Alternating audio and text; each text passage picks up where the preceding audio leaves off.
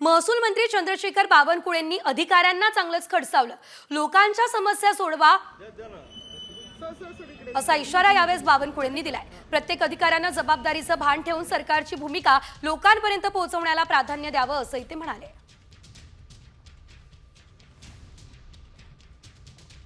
बदली आमदारांच्या शिफारसीने नाही तर गुणवत्तेनुसार होणार आहे।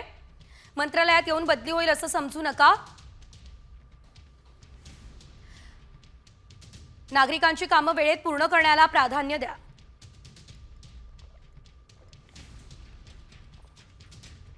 सरकारच्या वाळू धोरणाची काटेकोरपणे अंमलबजावणी करा।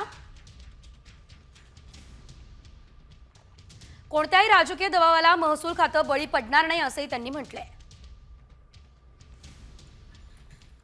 आपण बघतोय यावेळेस ही मोठी बातमी, लोकांच्या समस्या सोडवा, कामात हयगय नको असं त्यांनी यावेळेस म्हटलेलं आहे।